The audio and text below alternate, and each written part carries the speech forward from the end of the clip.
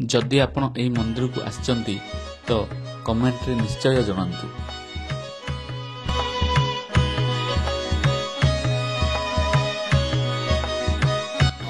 एही मंदिरटी बापा मां को स्मृति रे बना जाइछि। से पुओ केते भाग्यवान जे बापा मां को स्मृति रे एते बड़ बड़ मंदिर से बनैछि। आज आम आसीचु गोकुलधाम मंदिर। एही मंदिरटी बरहमपुर कोसानी नुआ गाँव रे अवस्थित। चलंतु एबे मंदिर भितर को जिबा।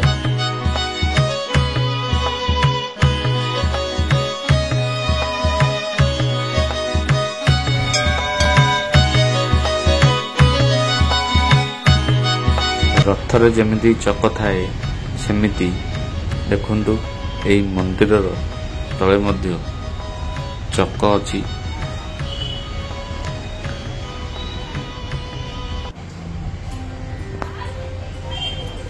चलंतु एबे मंदिर भितर को जिबा।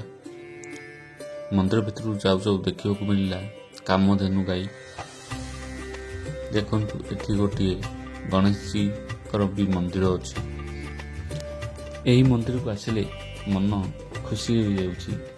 मु वीडियो माध्यम रे कहि पारुनी, आपण थरे निश्चय आसंतु ए मंदिर को देखिबे। प्रभु श्री कृष्ण ओ मां राधांकर मंदिरटी अत्यंत सुंदर देखा जाउछि। देखंतु केमिति सुंदर देखा जाउछि। राधा कृष्ण एठारे पूजा पाइबा सह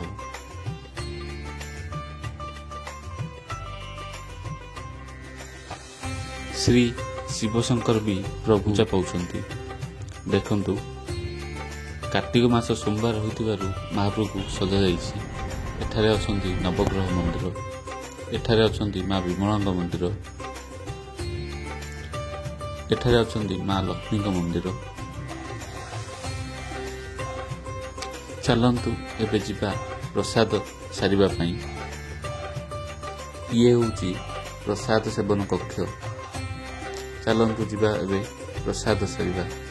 आज मोर की भाग्य कि प्रभुंग प्रसाद मु पाइबी। आज आपण माने सकाळू टिकट कर देथिबे। कोन पई ना टिकट एठी लिमिटेड थाए। प्रत्येक प्रसाद रो मूल्य होउची 100 टंका। प्रसाद रे थिला अन्न, डाली, घांटा तरकारी,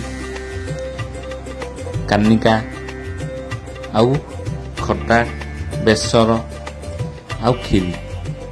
तो मु खीरीटा वीडियो करि पारि नाही।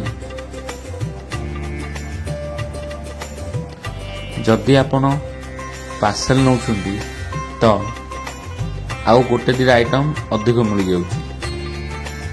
साग ओ काकरा आपण पार्सल रे मिल जाउछि। आपण जदि प्रसाद पार्सल नेबा चाहते तो आपण माने निज टिफिन रे नहीं पारिबे। भोजी भात पई एठारु प्रसाद मध्य ऑर्डर कर जाउछि।